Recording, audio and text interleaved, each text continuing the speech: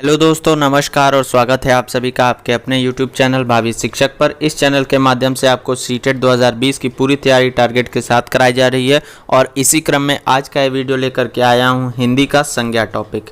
हिंदी के इससे पहले मैंने शब्द, वाक्य और वर्णमाला के 3 टॉपिक्स कवर कर चुके हैं। अगर आपने उन वीडियोज़ को ना देखा हो तो ऊपर आई बटन पर या नीचे डिस्क्रिप्शन बॉक्स में लिंक पर क्लिक करके उन वीडियोज़ को ज़रूर देख लीजिए। और आज का ये संज्ञा का टॉपिक पूरा वीडियो ज़रूर देखिएगा। टू द पॉइंट चीज़ें बताऊंगा, एक एक चीज़ एक्सप्लेन करूंगा, पूरी तरह से दिमाग में आपके बैठ जाएगा।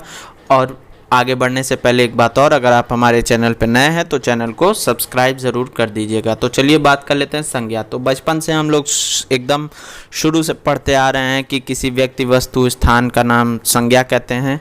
तो आज कुछ एडवांस डेफिनेशन आपको बता देता हूँ संज्ञा की, जो आजकल प्रचलन में है। संज्ञा वे शब्द हैं जो किसी के नाम का बोध कराते हैं। नाम का बोध का मतलब यह है कि कोई व्यक्ति, वस्तु, स्थान, भाव के अलावा भी किसी और भी चीज़ का अगर नाम होता है तो वो संज्ञा है। ठीक है, तो एक छोटा सा आपको ट्रिक याद रखना है कि इस पूरे ब्रह्मांड में जो भी चीज़ एग्जिस्ट करती है, जो भी चीज़ का अगर एग्जिस्टेंस है तो वो संज्ञा है। क्यों? क्योंकि अगर वो एग्जिस्ट करती है तो उसका कुछ ना कुछ नाम होगा। तो अगर उसका कुछ नाम है तो वो संज्ञा है। ठीक है, संज्ञा के टोटल तो वैसे 5 भेद होते हैं। मैं आपको यहाँ पे एक चीज़ क्लियर कर देता हूँ कि हिंदी में जो है संज्ञा के मुख्य रूप से 3 ही भेद माने जाते थे। 3 भेद माने जाते थे। कौन कौन से 3 भेद माने जाते थे? तो पहला था व्यक्तिवाचक, जातिवाचक और भाववाचक। 3 ही भेद माने जाते थे, लेकिन अंग्रेजी के प्रभाव के कारण आज के समय में 5 भेद माने जाते हैं। ठीक है, वैसे कभी ये पूछता नहीं है सीटेट में कि कितने भेद होते हैं, पहचानने को बोलता है कि ये कौन सी संज्ञा है। इस वजह से हम 5 पे डिस्कस करते हुए चलेंगे। ठीक है, चलिए पहला बात कर लेते हैं व्यक्तिवाचक संज्ञा। तो व्यक्तिवाचक संज्ञा क्या होती है? जिस संज्ञा शब्द से किसी एक व्यक्ति वस्तु के नाम का ज्ञान हो उसे व्यक्तिवाचक संज्ञा कहते हैं। किसी एक मतलब किसी पर्टिकुलर, किसी स्पेसिफिक। जैसे कि व्यक्ति का नाम हो गया राम, देश का नाम भारत, हिमालय एक जगह का नाम या फिर पर्वत का नाम आप कह सकते हैं, सोमवार एक दिन का नाम है। इसी तरह महीने का नाम और वर्ष का मतलब महीने का नाम और हिंदी महीनों का नाम भी हो सकता है, गंगा हो सकता है, नदी का नाम ब्रह्मपुत्रा एट्सेट्रा। उसके बाद आता है पूर्व, पश्चिम, उत्तर, दक्षिण दिशाओं का नाम। ये सारी चीज़ें जो है ये व्यक्तिवाचक संज्ञा होते हैं। किसी चीज़ का एक पर्टिकुलर नाम। एक मैंने इंग्लिश में ट्रिक बताई थी, आप उसे हिंदी में भी यूज़ कर सकते हैं कि आपको व्यक्तिवाचक संज्ञा पहचानने का सबसे आसान तरीका कि आप जब एक नाम लेंगे और एक व्यक्ति या एक चीज़ ही उस नाम से आपके सामने उपस्थित हो तो उसे आप कहेंगे व्यक्तिवाचक संज्ञा। जैसे हम कक्षा में खड़े हैं और कक्षा में कहा राम, तो राम नाम का एक ही बालक हो सकता है, एक से अधिक भी हो सकते हैं, लेकिन पर्टिकुलर एक राम का ही नाम है। सारे बच्चे तो खड़े हो नहीं जाएंगे, ऐसा तो है नहीं क्लास में सारे बच्चों का नाम राम ही होगा। ठीक है, इसी तरह हमने पूरे विश्व में कई देश हैं, हमने एक देश का नाम लिया भारत। तो भारत जो है एकमात्र ऐसा देश है जो भारत नाम लेने पे सामने आ जाएगा। तो इस वजह से ये व्यक्तिवाचक संज्ञा हो गया। उम्मीद करता हूँ समझ में आ रहा होगा आपको। अगर वीडियो अच्छा लग रहा हो तो लाइक ज़रूर कर दीजिएगा। चलिए बात कर लेते हैं जातिवाचक संज्ञा की। जातिवाचक संज्ञा जो होती है ये जिस संज्ञा शब्द से किसी एक प्रकार के वस्तुओं या प्राणियों या स्थानों का ज्ञान होता है, जातिवाचक संज्ञा कहलाती है। एक प्रकार के वस्तु या स्थान या प्राणी एक जैसे मतलब कि सारे के सारे उसमें एक ही तरह के होंगे। जैसा मैं बता देता हूँ आपको, थोड़ा सा कन्फ्यूज़न आपको हो सकता है जातिवाचक और उसमें क्या कहते हैं समूहवाचक में, लेकिन यहाँ पे मैं एक्सप्लेन कर दे रहा हूँ आपको। जैसे मैंने कहा सोनार, तो सोनार क्या है? जब मैंने सोनार कहा तो बहुत सारे क्या कहते हैं सोनार वहाँ पे उपस्थित हो गए और सारे सोनार एक ही नाम के अंतर्गत आ गए, सोनार। उसके अलावा मैंने किसी पशु पक्षी का नाम ले लिया, जैसे तितली। तो तितली मैंने जब कहा तो सारी तितलियाँ तितली के अंतर्गत ही आ गईं।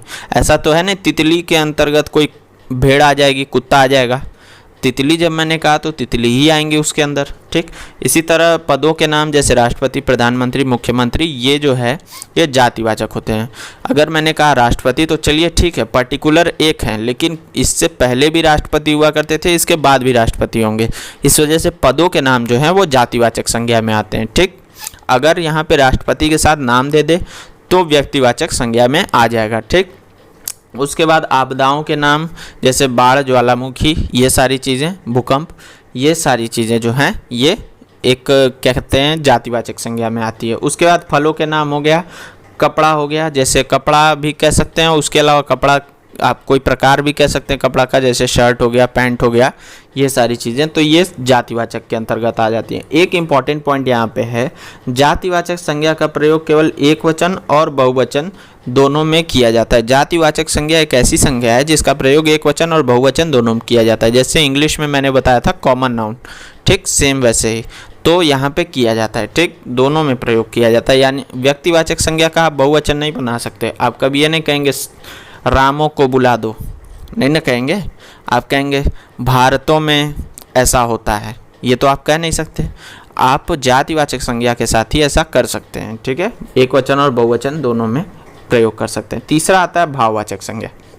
जिन संज्ञा शब्दों से वस्तु या प्राणियों के गुण, दशा, ठीक, दोष, कार्य, अवस्था या स्थिति का ज्ञान होता है, उन्हें भाववाचक संज्ञा कहते हैं, ठीक है। तो यानी यहाँ पे क्या है, इमोशंस की बात हो रही है भाववाचक संज्ञा में। जैसे बचपन, बुढ़ापा, ममता आदि, ये सारी चीज़ें भाववाचक संज्ञा में हो गई। उसके बाद बात कर लेते हैं द्रव्यवाचक संज्ञा की। द्रव्यवाचक संज्ञा में क्या होता है कि जिन संज्ञा शब्दों से नाप तोल वाली वस्तुओं, पदार्थों, धातुओं का ज्ञान होता है, द्रव्यवाचक संज्ञा कहलाते हैं।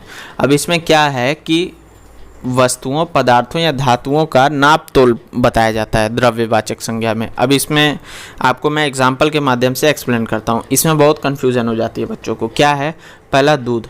दूध ऐसी चीज़ है जिसको आप नाप करके लेते हैं, गिन करके तो लेते नहीं, ऐसा करो 4 दूध दे दो, तो इस वजह से द्रव्यवाचक संज्ञा आ जाती है। फिर आता है दही।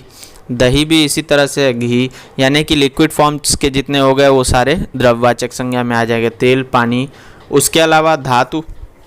धातु जो होता है जिससे कोई चीज़ बनती है, ठीक, तो वो भी आ जाते हैं द्रव्यवाचक संज्ञा में। जैसे सोना, चांदी, लोहा, तांबा, पत्थर, लकड़ी, ये सारी चीज़ें जो है आ जाती हैं आपका द्रव्यवाचक संज्ञा में। उम्मीद करता हूँ समझ में आ रहा होगा, ठीक है। आगे बात कर लेता हूँ समूहवाचक संज्ञा के बारे में।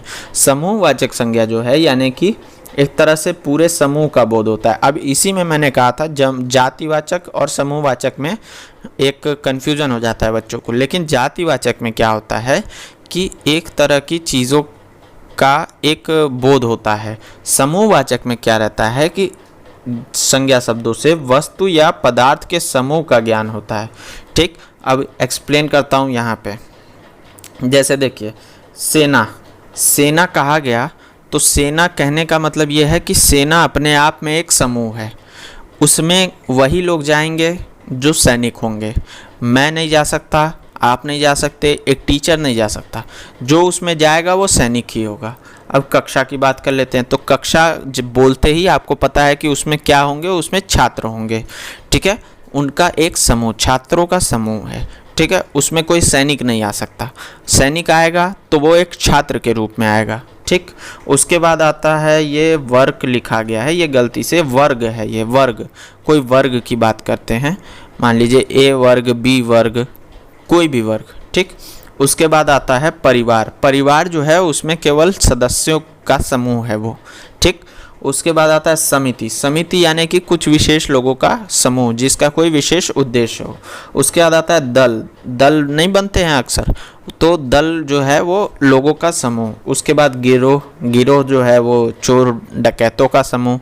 तो जो भी है तो ये एक समूह है, ठीक। इसमें एक तरह के लोग जो है एक तरह के एक इनमें विशेषता है जो कॉमन रहती है, और जातिवाचक संज्ञा में ऐसा कुछ नहीं है।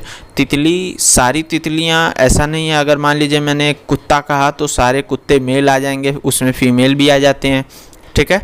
यहाँ पे क्या होता है कि सारे लोगों में एक चीज़ें कॉमन होनी चाहिए कम से कम, ठीक।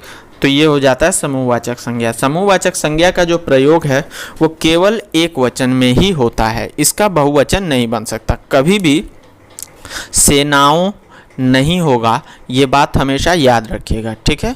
इस वजह से ये एरर टाइप के क्वेश्चंस में आ जाता है, तो इसका प्रयोग हमेशा एक वचन में होता है, ठीक। तो आज का वीडियो यहाँ समाप्त हो गया। अगर वीडियो अच्छा लगा हो तो लाइक कर दीजिए, शेयर कर दीजिए और चैनल को सब्सक्राइब कर दीजिए। सीटेट की पूरी तैयारी हमारे चैनल के माध्यम से फ्री ऑफ कॉस्ट कराई जा रही है। धन्यवाद। जय हिंद।